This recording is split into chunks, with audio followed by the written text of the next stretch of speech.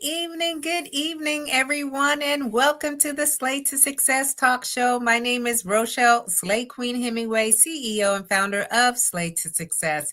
I advise and empower women professionals, especially women veterans, to step up into their most authentic personal brand to gain and attract lucrative opportunities. And we are focusing on 4 areas: appearance, behaviors, communication skills, and our digital presence. Because once we master those 4 areas, anything that we desire and deserve can be ours. And so we are starting first with the slay word, if you will. Slay means to kill it, to dominate, and to nail it, to be on point, to impress greatly, to dream big and work hard until you own it. It's also an acronym that stands for Universal Life and Leadership Philosophies that really resonate with me the most. And I know that they resonate with you too. And that is stay ready to be ready, lead out loud, a sense of community, and knowing you are built to last. So we already have people in the building. All right, y'all. I mean, even before the show was even starting, I had Leslie come out here. Good evening, my queen, and welcome to the Slay to Success Talk Show. I'm so happy that you are here, and happy Sunday to you as well.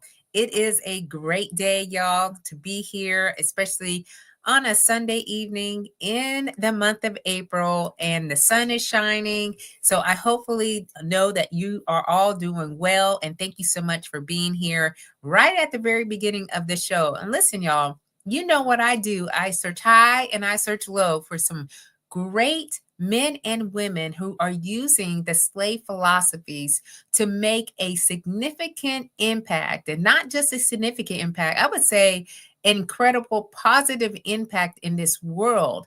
All right. And they're doing it on their own terms. And they're doing it so well that they have to come on here on the show and be a part of this experience that we have here on the show. As you know, as a professional keynote speaker, certified image consultant, personal brand expert, and an author of several books, and most importantly, a proud United States Air Force veteran of 30 years. I am just absolutely excited about being here with you all and just bringing in people that can help to inspire and motivate us.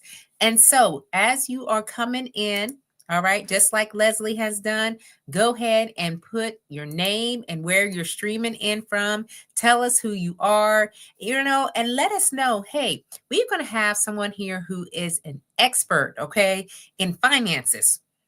And this is part of the dimensions of wellness that we need to be focused on, because when our finances are right, let us know, right? We can attack and do all the things. And money is a resource. It is a tool. So why not talk a little bit more about money? Okay. So as you're coming in, make sure that you put that in there so we can acknowledge you, so you be part of the conversation that we're having tonight. So y'all, okay, who do I have with me tonight? Well, her name is Amanda Dugan, and she is a financial advisor with Northwestern Mutual. And she believes that financial planning should feel empowering and not intimidating. She has a deep passion for financial literacy and wealth building. Amanda is dedicated to helping individuals and families align their financial decisions with their values, vision, and long-term goals. Her journey into financial services began in 2005 while earning her master's in trust and wealth management from Campbell University. Since then, she's built a dynamic life rooted in resilience, adaptability, and strategy. Alongside her husband, Josh, and their 4 daughters, Amanda traveled the world as a proud military spouse, turning the unpredictability of Navy life into opportunity through real estate, investing, and intentional financial planning. All right. So without further ado, because we're going to talk so much more about what she's doing, where she's going, and all the things, and y'all going to absolutely love her. You're going to absolutely love her when she comes on stage, because I do. So welcome. Hi. Hi, Amanda. Good to see you. I am so excited that you are here tonight. And when we met first thing on LinkedIn, okay, because y'all, Yep. LinkedIn is a platform that I am on every single day. And we met through that platform. And then we had a conversation, a virtual call. And I was like, oh no, like You have to be on the show. And so I am so excited that you are here with because there's plenty of us here tonight. And so, how was your day? First, let's start with that. How was your day? It was lovely. I was actually, I spent the majority of the day either sewing with the girls or honestly, so we're in Omaha, Nebraska, and it was cloudy here today. So our family goes all the time. And so today it was probably actually just a relaxing day and probably the first day in a long time that we just sat around. It was actually very nice. So we've had a Oh, wonderful that's so Sunday. good. Yes, I love those kind of days, those lazy days when you're Yep. just being, okay? And being is a good thing to do. And so Ernestine is here. One of my family members is here. Happy Spirited Feel Sunday back to Oh, you as well. thank you. And then I have my brother in arms who is here. He says, my sister and influential advisor. Thank you, Rich, for being here tonight with us. And Chevy, also one of my sisters in arms, and she is here with us. And so you're in good space because, you're a military spouse. And so, a lot of affiliation. Leslie's dad was in the military for a very long time as well. And so she traveled a lot. So any words that we use in here in this space is really safe when we come down to the military jargon. If there's something that people don't really understand, we'll go ahead and clear that out as we go. But tell us a little bit about Yep. Amanda. Okay, so I was raised by a Marine. So my dad was a Marine pilot, and he ended up retiring out, and so he did 20 some years, and he ended up putting us on the eastern part of North Carolina. And so after he retired, he ended up continuing to work at Cherry Point. That was kind of where I was born, actually. And so I Mm, spent the majority of my upbringing on a farm, but my dad was a pilot. So he was one of these crazy ones that was, back in the day when they were deployed, they were deployed. And so a lot of my childhood, I remember him not being present because he was gone a lot. But mm. and then I ended up loved farm life, loved being raised. Obviously, there's some challenges there, but I tell everybody I feel like I had an insanely happy childhood. Wow. And then I met my husband actually at church. And we have a bishop. Some people call him a pastor, and he's the one that actually told me to date my husband. And so I tried to disprove what he was telling me, and it ended up working. So in Oh, about 5 minutes from us meeting, we got married, and so very quick. And we've had 4 girls, and he after we got married, he decided about 6 months later to join the Navy. So he joined in 2006. No, we got married in 2006. He joined in 2007. I think that's right. And I'll he start mixing up. Yeah, I'm pretty sure that's right. So anyhow, and then he's been in. So he looks to actually retire March, I guess, of 2027. And Okay. so so we've had a long, happy time in the Navy. It's not always been easy. Our first 9 years they consider overseas, right? Because we went from Hawaii, which is considered overseas, to Japan, and then we had twins that were in Canada. So we had 4 kids in 4 years, and I tell everybody like they were the little three were really easy. The oldest one was like the hardest thing in the world, but they're all we're in a like really good spot, right? Because nobody's driving yet. Yeah. Oh, yeah. But that starts this summer a little bit, and so we're just in a really good sweet spot with the kids. They're 14 to 10, and 4 girls, and they keep us busy. But I feel very blessed, and so there's been a lot of struggles that have gone off and on with finding myself with Mhm. my husband's career. I definitely remember the nights that I was battling heads with him because his career seemed to be taking off, and I felt constantly like held back from my Mhm. true. I wanted to show more than I was just a mom, even though that's been my number one, hopefully, thing that will go that I always want to be known for. But I wanted to show another side of me to be able to be a little bit more balanced and stuff.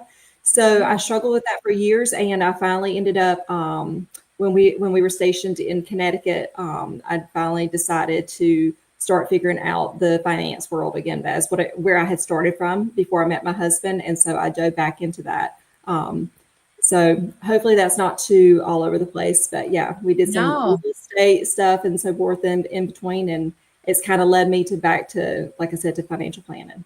Yeah, so there are some few things that I do want to go back to, that I really feel like, should, be a little bit more highlighted. So you grew up on the farm and Yep, your dad was in the Marines, yep, and then you married, a person's, if you will, your husband, and he went into the Navy.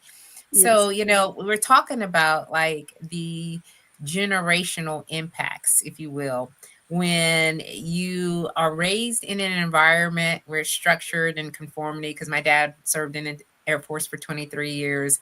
yep, And then, you get into a life, just like you were before, but it may be just slightly different, right? yep. But there's some commonalities in there, or there's some trending points, because a lot of times people will say, no, I don't want to deal with that military life. Okay, like I've already experienced it. Was that something that you took into account for, when you were dating your husband? Did you ever think of that? Like, my dad was in the Marines and he was hardly at home. Now I have, someone that I'm wanting to marry, and he's going to be going in the military. To be honest, I haven't thought about it. Like, I know this sounds kind of crazy, but I looked at it more of the military had provided I think in that spot, I was like, oh, it's safe. Like it's something that I am very familiar with. And I think I Yeah. looked at it in that regard. And I, my dad was gone a lot, but I don't know. The house was always well functioning and so forth. And so I think that I didn't really, I mean, obviously, I thought about it quite a bit whenever my husband was deploying and doing subs, and I couldn't even talk to him and stuff because, when they're under Yeah. the water, they don't, there's no communication and stuff. So that's a very different aspect. But at that moment, we didn't. And when we met, he was not in yet, and he had not, he was just starting to talk to recruiters. And so, yeah, we got married, and then he later decided, like a few months later, because he was actually finishing up grad school.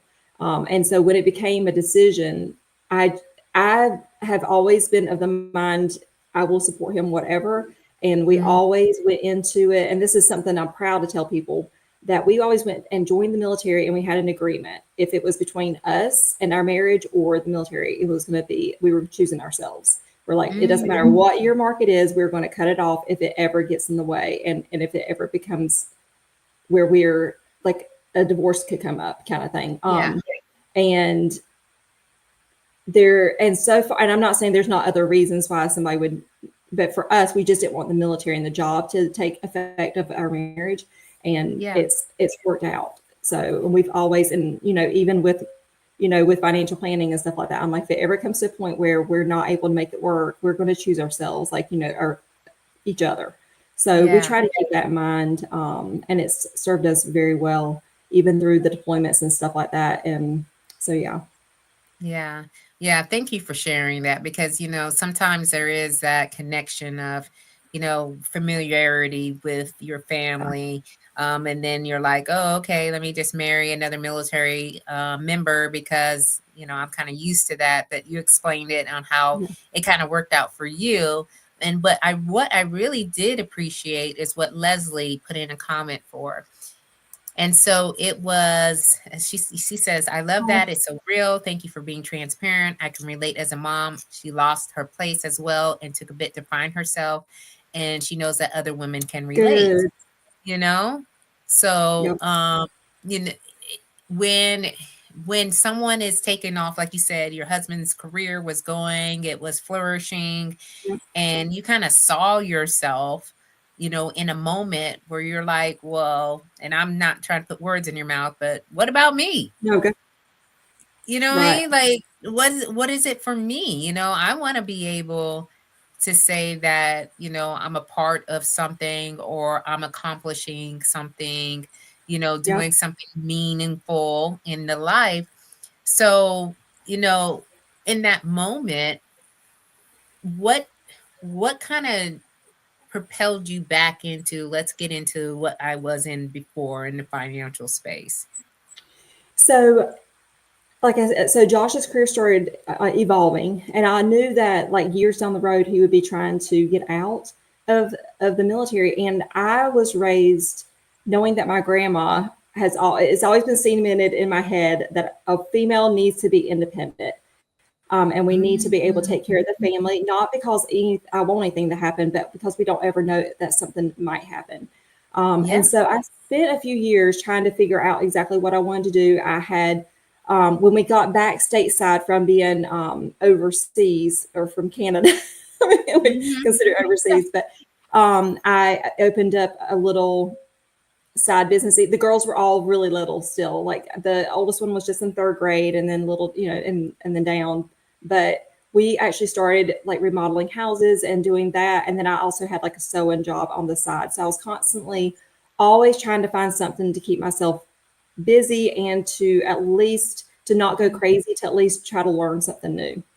So so I was constantly find whether I was, finding workers or whatever to come do the house projects, or whether I was finding clientele and so forth. It was actually really cute, the business I had, because I had a slew of business, but the problem with alterations and stuff is everything's so different. It's like a Uh-huh. learning curve every single day because there's no two projects that are identical.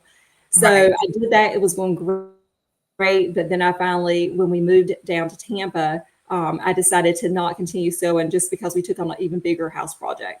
So by doing these things, we got financially ahead very much faster than what we ever would have otherwise. I used those tools to help build up our portfolio of obviously of real estate, but also to just to understand investing in different areas better and so forth as well. And I wanted to test and actually understand the markets and so forth. And I loved it. And so it was also a stepping point for my husband and what he'll do as a career whenever he retires. We wanted to see if he actually wanted to do house building. So we've always kind of looked at it as our duty stations and so forth as opportunities instead of things holding us back. We try to use an opportunity to grow in a certain area. And I don't think that we always look at it that way, but it ends Mhm. up being that way. And we never like write it down. We're not like super, you know, things up on the wall and what vision boards or anything, but I think we are intentional about learning different things. And so when we went to Connecticut, my husband's, he took on a command tour is what Mm. happened. And so I was like, nope, you're not. And he's like, no, no, no, we can do another one. And I'm like, no, we cannot. You Ah. need, he does very, very talented. But I said, no, if we take on a house here, then you will not do the best that you can in your leadership role. So I said, I'm going to start studying for this Certified Financial Planner exam and seeing if this is truly still a passion of mine, because it was the only thing that I could kind of wrap my mind around solely. I mean, I probably could do houses without my husband, but Yeah. I mean, it's way, I don't know. I like to drive him nuts, I guess, a little bit with it. And so I decided, and he does so much of the building, right? I'm so picky about things, and he does a lot of the woodworking stuff that, Yeah. that anyhow. So I decided that I was going to at least try to study for my CFP exam, and I did. And I did not pass it. I've only taken it that one time. I plan on taking it again next year, but I did not pass it that go around. But I learned so much. I learned I was still passionate about it. I learned it just I was able to relearn all the things I had studied years ago, and I had never actually dove into it at that time. So Yeah. so that's what put me back on the path to go back into financial planning and with Northwestern Mutual. And honestly, I've seen so many blessings about it. So, and I've seen a lot of, it's not easy, Yeah. but I've seen Oh, so many blessings about it. And I've seen there's been many times I thought the door was shut, and then there's another one that opens up. And so you just gotta, there's many times at work think to myself, you got to do something, or don't do nothing, just do something. It's even when you don't see the path, you've got to just work and keep your head down, and hopefully, it always works out one way or another. It always works out. So, Yeah. Man, I love that. Thank you for sharing how you got into that to encourage, maybe someone else who's looking into starting something, yeah, seeking, exploring, maybe there is a passion that you're like, okay, let me just check it out and see what becomes of it. yep. And, lo and behold, you did it. Leslie's like, praise the Lord, wise grandma, that, was telling you, hey, Yes. you never know, tuck No, away some money, save some money, learn about finances, understand, what money can do for you, those types of things. And those are also been passed down, and really tapping into it and thinking about what can you do. And so, I know we talked about, finances, and I share with you that when my dad passed away, mhm. my mom, she was trying to figure out finances, trying to figure out like what it is, the next step or whatnot.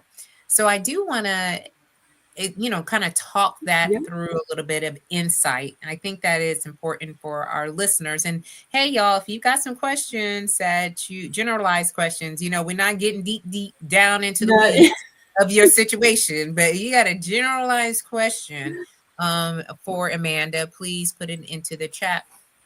But what are kind of some of the basic, like one-on-ones yep, for someone to understand? But since you are in this space and you do give, some advice and of consult, course. so what would you offer for us?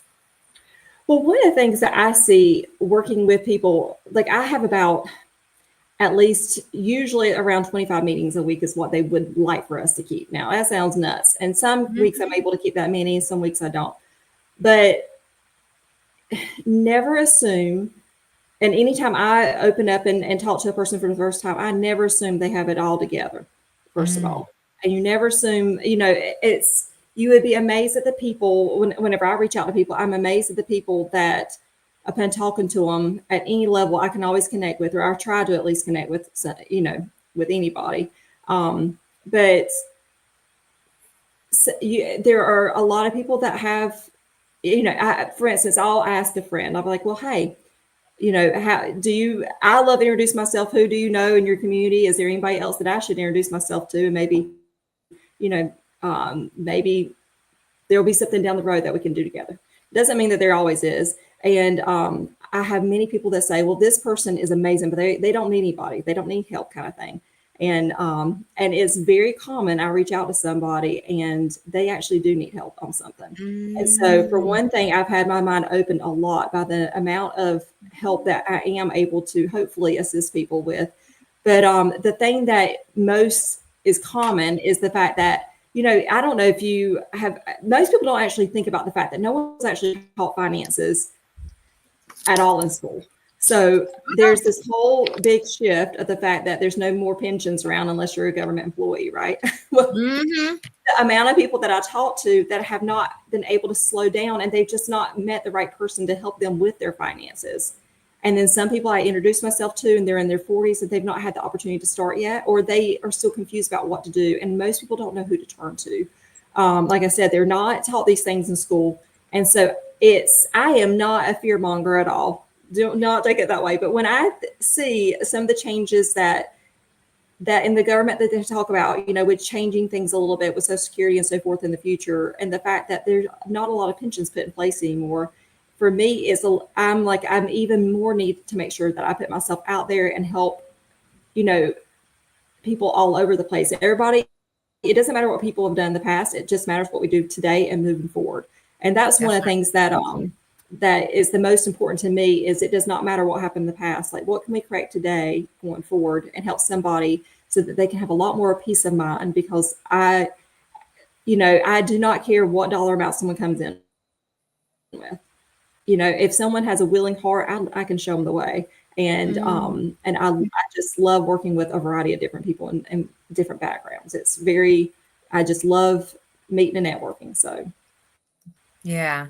And you bring the temperament of what's happening in the world today, with their finances. And I know some people's portfolios are changing, yes, and not for the better. Some are, getting worse each and every day, and they're not quite understanding. So, getting with someone like yourself is so important to kind of just do a review, kind of look to yeah, see where you're at, do an audit. Like, is there any other places that you can either save, invest, or, plan for the future? Because, one of the things that I know and understand is that finances, if they are not right, they cause a lot of stress they and they do. cause a lot of anxiety because you don't know. And, and we're living in a world where money is a resource, is a tool. And those that have the money get into the things that they want to do. And those that don't, unfortunately, they are where they're at. And so, the benefits of having your money work for you instead of Hmm. against you Yeah. is one of the things that I know and understand, as I'm getting older and getting a little bit wiser, right? So as you continue to talk to your clients and so forth about, where they should, invest, how they should invest, what is the one thing that you could say that everybody should have when it comes to finance? Well, obviously, everybody should definitely. Some people are very cautious about the market, so I can't say everybody, but they should have at least a non-correlated asset, something outside the market that's not correlated. There are different items out there based upon different people as to what they could invest in. So I try to position. I can't always do it, but I try to position with the majority of my clients at least a non-correlated asset that's, like I said, that's not tied to the stock market, that's more tied to a company, or making sure that they have a pension in place and or some real estate, things like that, something that's not tied straight to the stock market. I obviously, if someone has a risk tolerance for it, I'm always going to love for them to be tied into the stock market. And like I said, if they have those non-correlated assets, they're automatically able to go a lot more aggressive in their portfolio in the stock market. Mm, So, but mhm. anything that's opened up and intentional, making sure that if you're not having money automatically going into that monthly, making sure that you're working with the right person that's going to help you. I don't want to say like hold you accountable, but make sure that they're your cheerleader, right? So that you're Yeah. wanting to continue to put in there and so forth. Someone that's going to help motivate you, because some people that's just all they need. It's not that they know that they need to do it, but we love saying there's the treadmill of life. We don't always jump off the treadmill of life to slow down and to make sure we're Mhm. actually doing the right steps. So you always mean to, but it the timing is today, or like as they say for investing, it was yesterday kind of thing. So it's as soon as you can get in, and don't freak out about the timing in the market now, because if you're because the thing is it's just this is really like the buying opportunity, right? So for us that are actually on the investing side, these are the time of the markets where we actually make our clients the most money. This is the time Mm. that we actually enjoy the most, because down the road it's where we actually look the best. So just remember, it's as long as you're like well diversified and things like that, it's just a moment in time. And that's why it's exactly like what you were saying is the reason why we love people to be diversified and talk to our clients about things like that, options. Yeah. So Yeah. I think that what you're doing, and especially with the financial literacy education piece and understanding how the money works. And we've had several people here on the show, financial experts.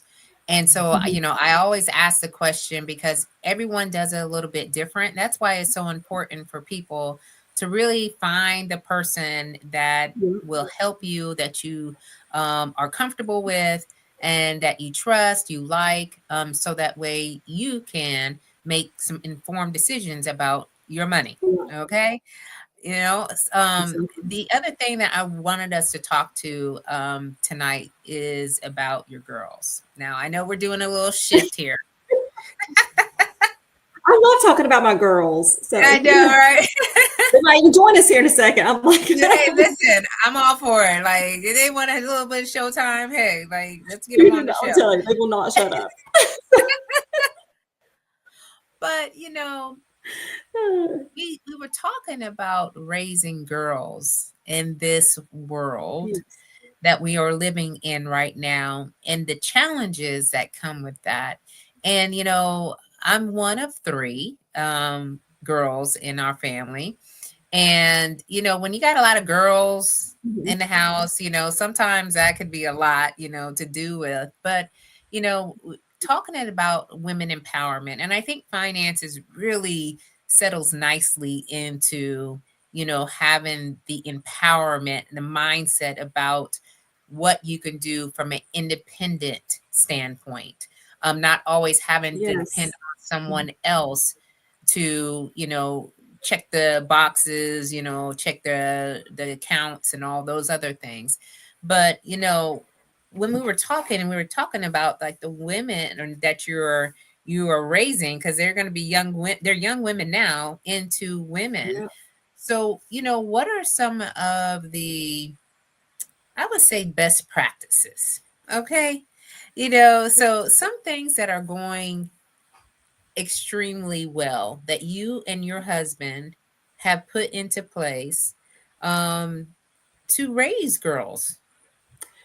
Are you talking about just in general from not Mhm. financially part, but just Not more or less little financially. Yep. ladies? Just general ladies. Mm-hmm. Okay.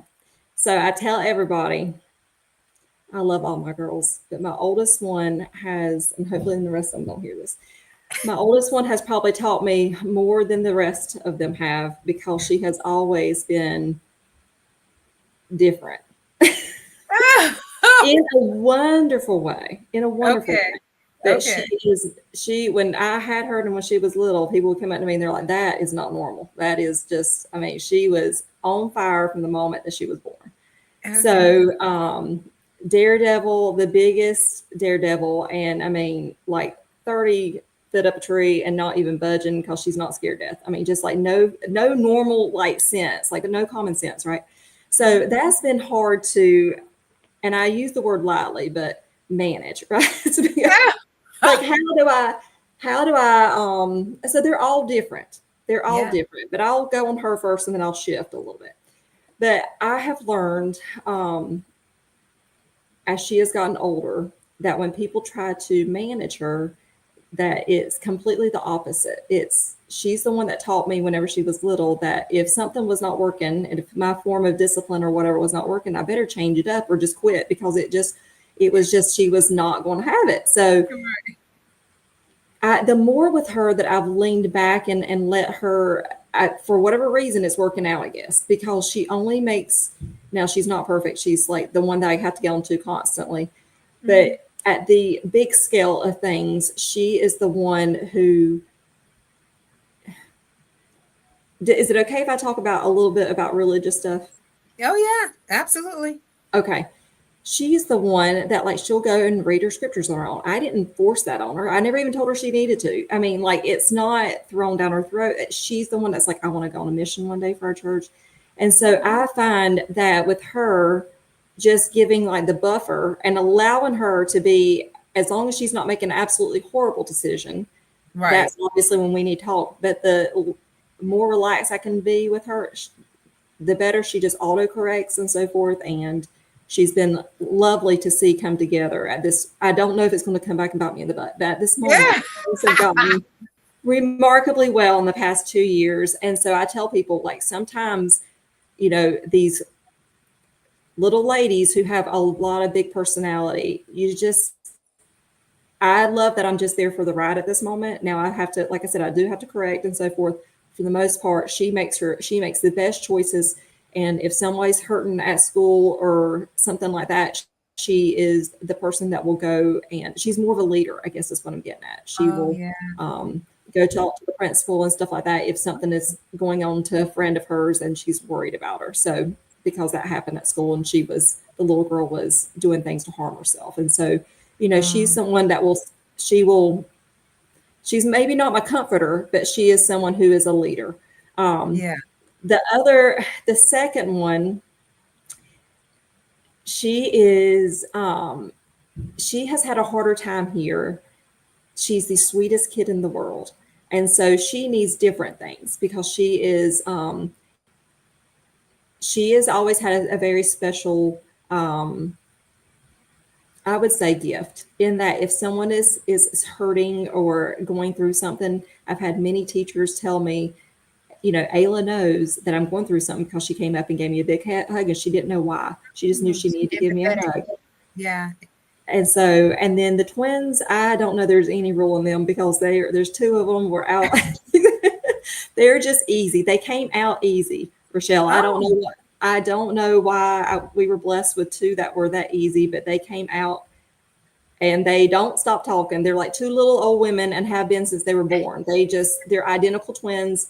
And so we try to teach them constantly and have on a weekly discussion. We try to constantly talk to them about, maybe our personal beliefs from church, or we try to just talk to them about being good people and, make sure that we read the scriptures with them.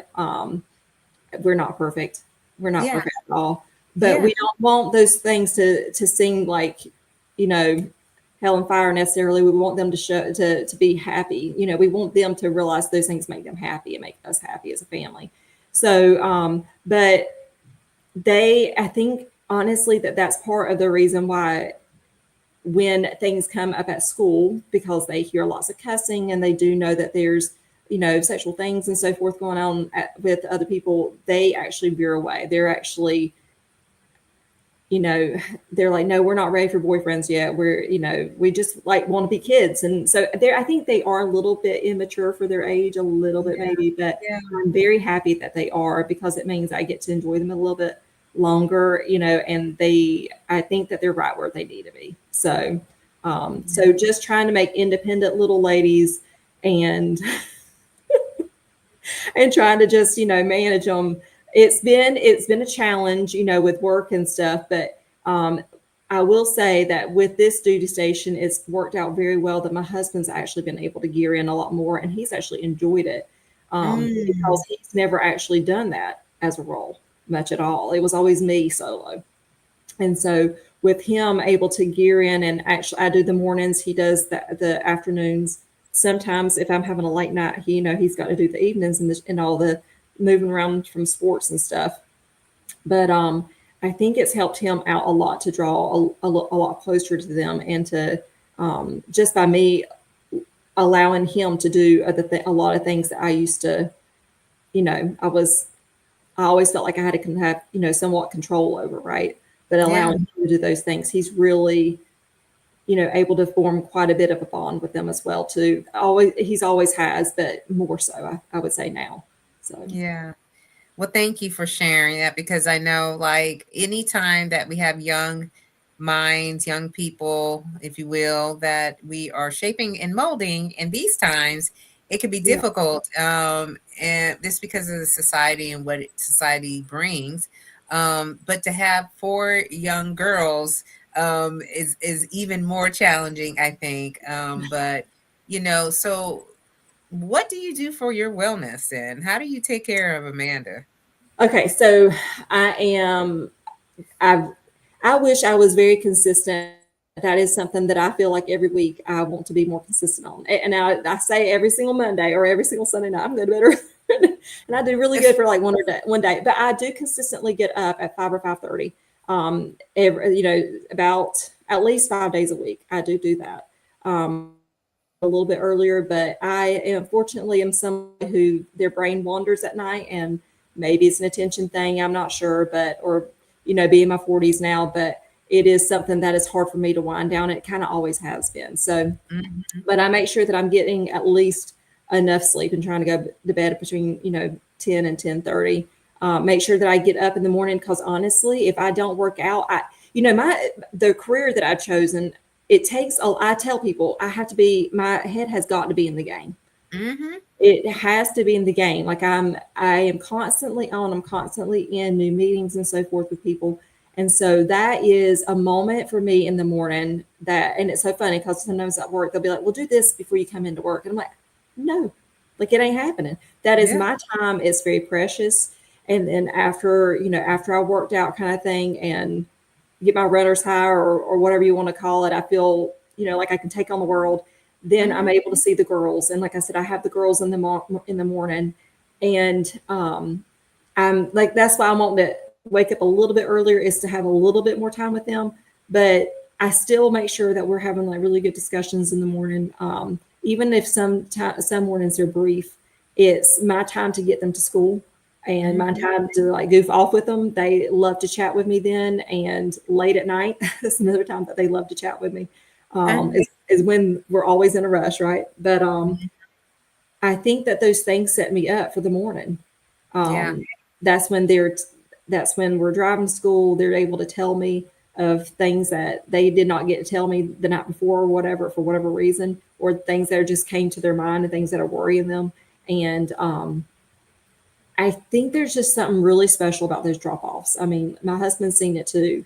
And their little personalities and stuff. It's just something special about, um, it's a privilege, even though it drove me nuts when I found out we did not have buses here.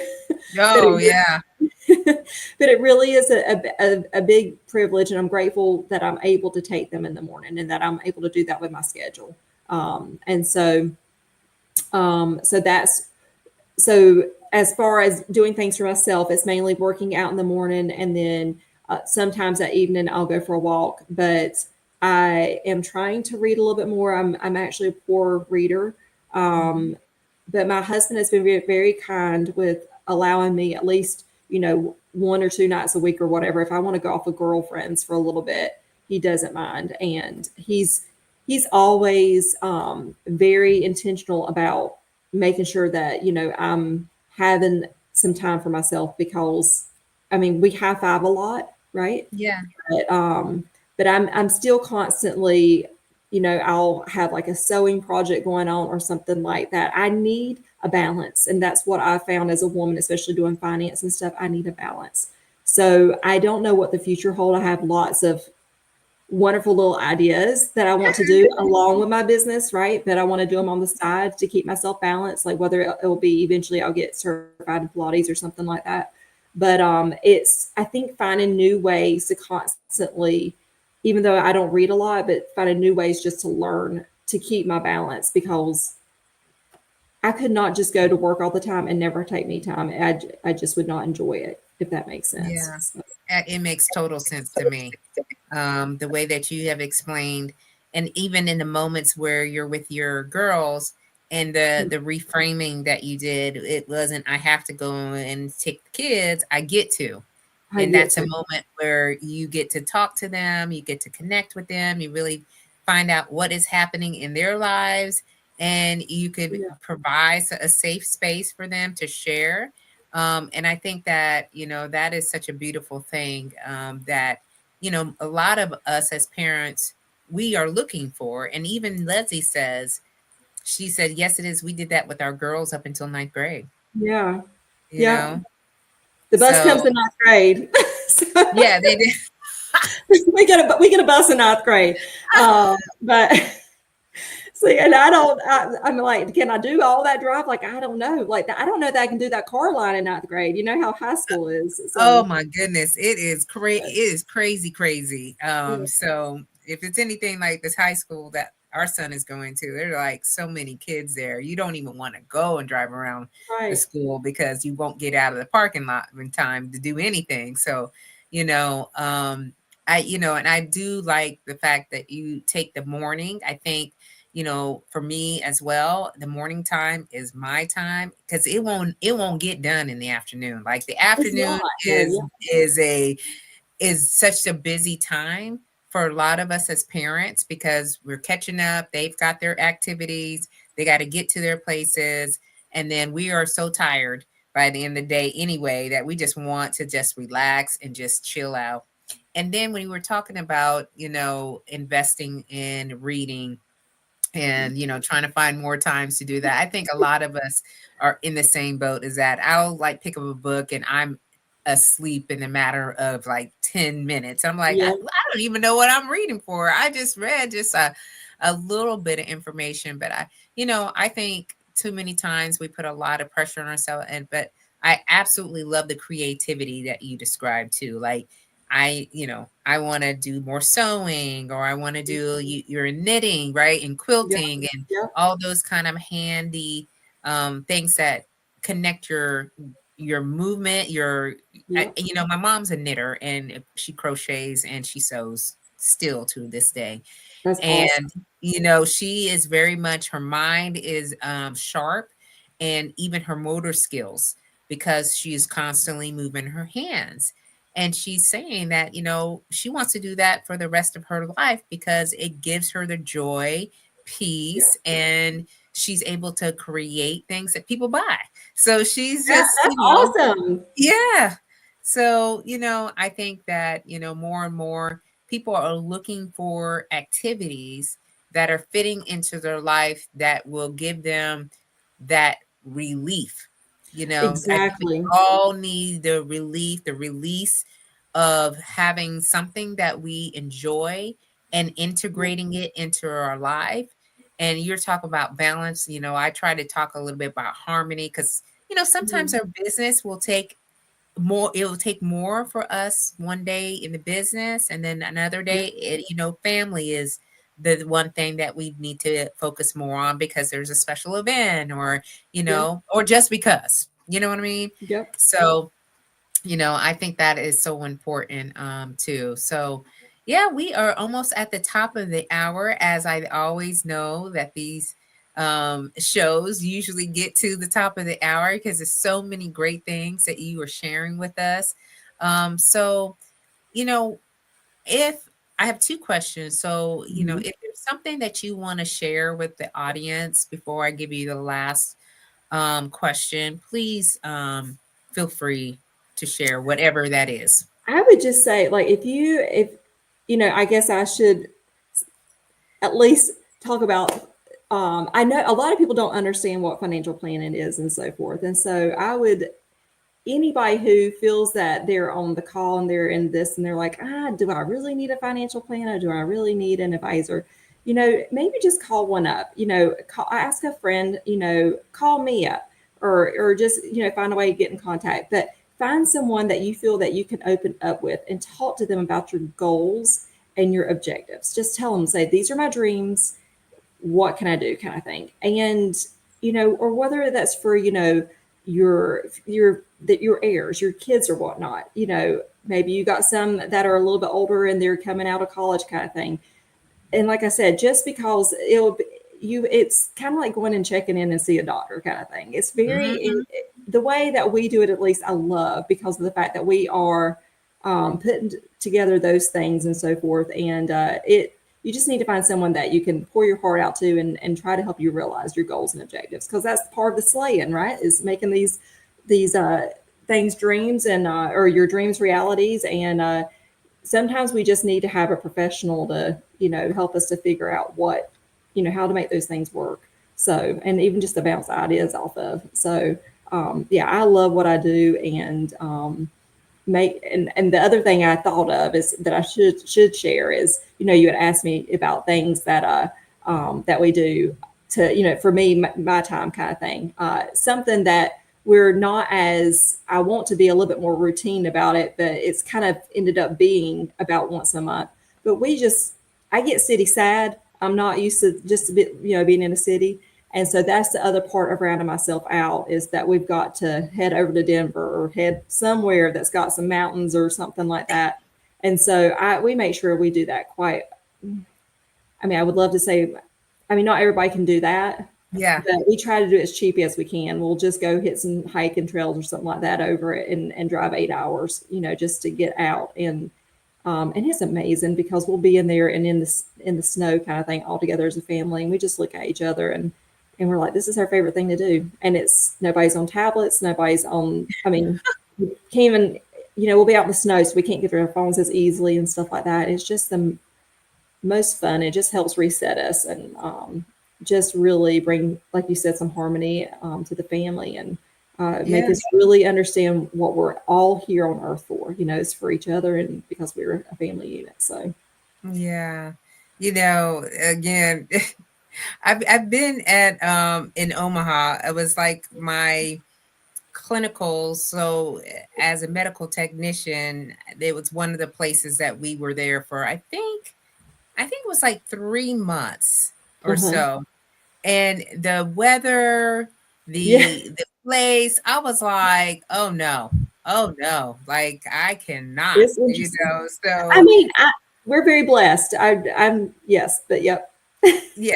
So for me, it was one of those things that I was like, I'm glad I'm only here for 3 months, because I'm too. I like life, like big life, I guess. And so Yep. being in those rural areas sometimes, having to get out and even driving, 8-10 hours. Because I was stationed in Montana, I was stationed in North Dakota and South Dakota. So there's a lot of land, there's a lot of road out there. So A lot of fence getting, posts. huh? A lot of fence posts. A lot of fence posts out there, y'all. Okay, so just trying to drive to a place where you guys feel like this is, something that will help you, like help everybody in the family. Yep. I absolutely love road trips, just taking off and just going.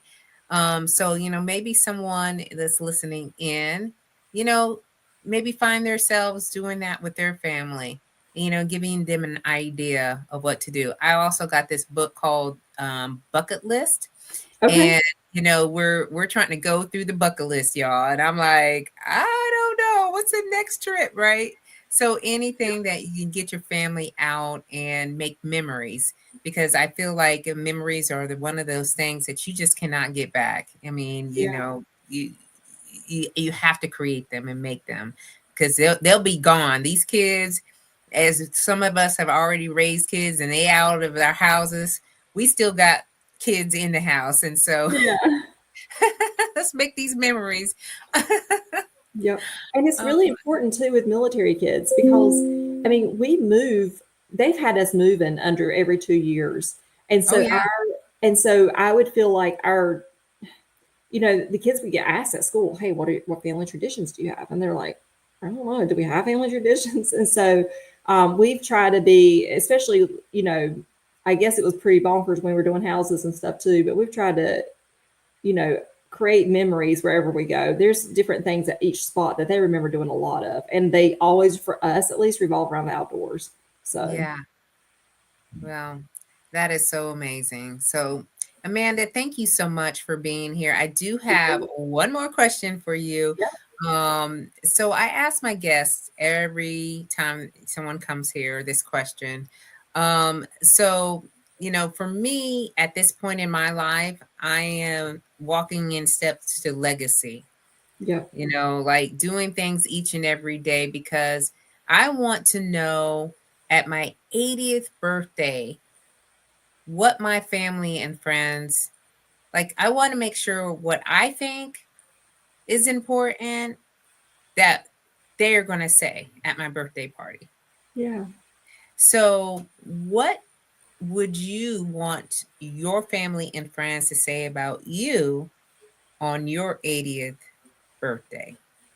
Well, first of all, I would want them to say that I was a lot of fun. And Mm, um, I would want them to say that I loved life and that I played hard and that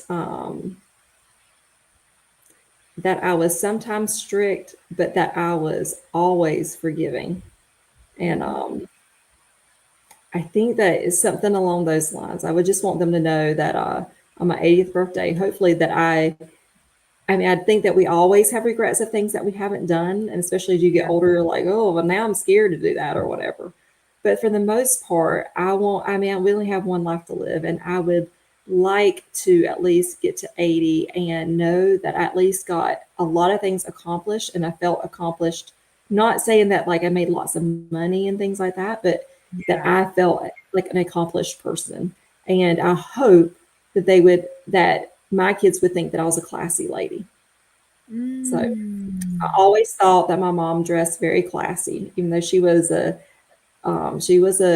elementary school principal, and I always thought that one thing of her, and it kept with me for whatever reason. I always thought that and not that I look well put together, but I thought that my mother was always well put together, and so I would hope that my kids would think that of me. So Yeah, man, that's so good. Y'all, listen, if I wasn't on this show, I'd just say, hey, folks, just get on the show.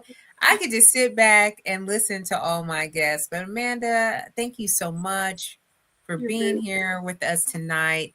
Donnell says it was a great show. So this is another thank one of my you, brother in arms. If he says it's great, then it was a great show. Okay. thank you, He will tell us the truth. All right. And Dr. T, one of my other sisters, she was here tonight. Thank you so much, Dr. T, for being with us tonight and giving us a love. She said awesome. So, you know, appreciate it. y'all are just so good. All right. Thank you. This was so juicy and real. Oh, Glenroy said he got in late, but he was here. Hey, Glenroy. I'm so happy that you were here as well. You know, this show has been going on probably for I don't know, y'all. I think maybe 2 years. I have to go back and check it Wow, out. And so, I'm always so pleased with the guest and what we are speaking about and all the things to help inspire and motivate others in their quest and their personal journeys. So, as you all know, I will be back here on Tuesday morning at 10 a.m. Eastern Standard Time on the Rise and Slay morning show. And then we will be back here next Sunday at 7 p.m. Eastern Standard Time because, I got another SLAYMAZING guest. Okay, I just have another one. And so we'll be back here. Hopefully, you will be back with us. Please have a safe and wonderful week and keep on slaying until you can't slay no more. And we will see you all very soon. Goodbye. Thanks, y'all. Oh, thank you. I forgot to say, I'm sorry. Leslie, Ernestine, Rich, Chevy, Donnell, Dr. T, Glenroy. All right. Just want to say thank you. I want to do that before we leave. Okay. Now we leaving. Okay. I'll talk to y'all soon. Bye bye. Thank you. You're welcome.